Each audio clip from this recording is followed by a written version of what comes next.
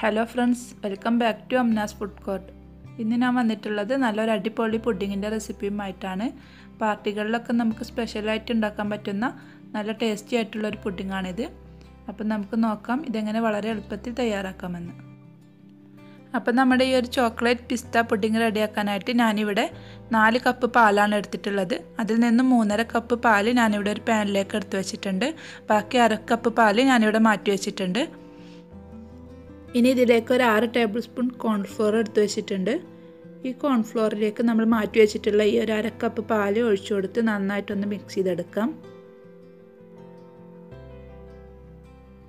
ഇപ്പോൾ ഇത് നന്നായിട്ട് മിക്സായി വന്നിട്ടുണ്ട്. ഇനി നമ്മൾ പാനിലെടുത്ത് വെച്ചിട്ടുള്ള ബാക്കി പാല് നമുക്ക് തിളപ്പിക്കാനായിട്ട് വെക്കാം. ഇനി ഇതിലേക്ക് മധുരത്തിന് ആവശ്യമായിട്ട് 1 കപ്പ് പഞ്ചസാരയാണ് ഞാനിവിടെ എടുത്തിട്ടുള്ളത്. ഇത് ചേർത്ത് കൊടുക്കാം. മധുരം നിങ്ങളുടെ ഇഷ്ടത്തിനനുസരിച്ച് ചേർത്ത് കൊടുക്കണം. ഇത് നന്നായിട്ടൊന്ന് മിക്സ് ചെയ്തെടുക്കാം. ഇതൊന്ന് തിളച്ച് വരട്ടെ. ഇപ്പോൾ പാല് നന്നായിട്ട് തിളച്ച് വന്നിട്ടുണ്ട്.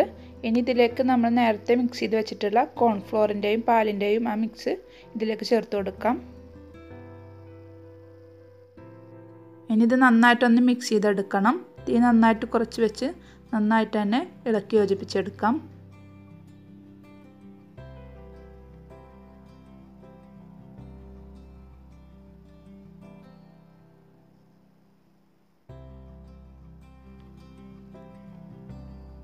അപ്പോൾ ഇത് റെഡി ആയിട്ടുണ്ട്. ഇനി ഇതിലേക്ക് ഒരു ടീസ്പൂൺ വാനില എസൻസ് കൂടെ ചേർത്ത് കൊടുക്കാം.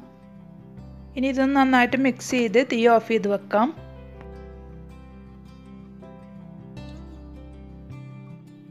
ഇനി ഇതിൽ നിന്നും പകുതി ഭാഗം ഞാനിവിടെ വേറൊരു പാത്രത്തിലേക്ക് മാറ്റി വെക്കാണ്. പിസ്ത പുഡിങ് റെഡിയാക്കാൻ വേണ്ടിയിട്ടാണ് ഇത് മാറ്റി വെക്കുന്നത്. ഇനി ബാക്കിയുള്ള ഈ പുഡിങ് മിക്സിലേക്ക് ഞാനിവിടെ ഒരു 1/4 കപ്പ് ചോക്ലേറ്റ് ഗ്രേറ്റ് ചെയ്തെടുത്ത് വെച്ചിട്ടുണ്ട്. ഇത് ചേർത്ത് കൊടുക്കാം. പിന്നെ ഇത് 2 tablespoon cocoa powder, 2 tablespoon ചൂടുവെള്ളം ചേർത്ത് മിക്സ് ചെയ്ത് വെച്ചതാണ്. ഇതോടെ ചേർത്ത് കൊടുക്കാം.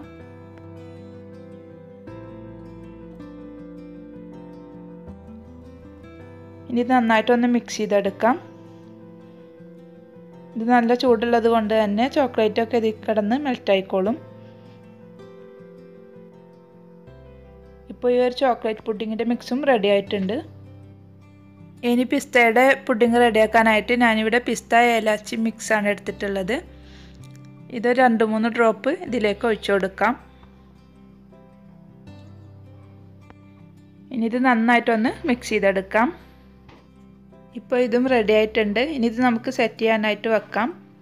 അപ്പോൾ അതിന് വേണ്ടിയിട്ട് ഞാനിവിടെ ഒരു ഗ്ലാസ് ട്രേ ആണ് എടുത്തിട്ടുള്ളത്. ഇതിലാദ്യം നമുക്ക് ചോക്ലേറ്റ് പുഡിങ്ങിൻ്റെ മിക്സ് ഒഴിച്ചു കൊടുക്കാം.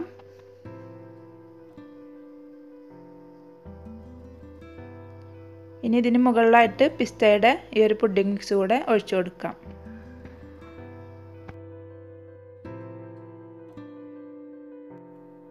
ബാക്കിയുള്ളത് ഞാനിവിടെ ഒരു ഗ്ലാസ്സിലൂടെ എടുത്തിട്ടുണ്ട്. ഇനി ഇതിൻ്റെ ചൂടൊക്കെ നന്നായിട്ട് പോയതിന് ശേഷം ഫ്രിഡ്ജിൽ വെച്ച് ഒരു 3-4 മണിക്കൂർ നന്നായിട്ട് തണുപ്പിച്ചെടുക്കണം. ഇപ്പം ഞാനിത് 4 മണിക്കൂറിന് ശേഷം ഫ്രിഡ്ജിൽ നിന്ന് എടുത്തതാണ്. ഇതൊക്കെ നന്നായി സെറ്റായി വന്നിട്ടുണ്ട്.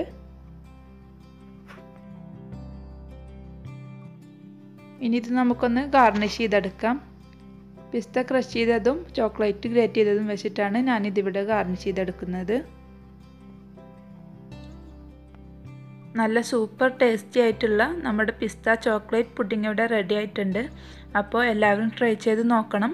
പിന്നെ നിങ്ങൾക്ക് വീഡിയോ ഇഷ്ടമായിട്ടുണ്ടെങ്കിൽ ലൈക്ക് ചെയ്യാനും ഷെയർ ചെയ്യാനും ചാനൽ സബ്സ്ക്രൈബ് ചെയ്യാനും മറക്കരുത്. ഇനിയും ഇതുപോലുള്ള നല്ല നല്ല വീഡിയോസുമായിട്ട് വീണ്ടും കാണാം.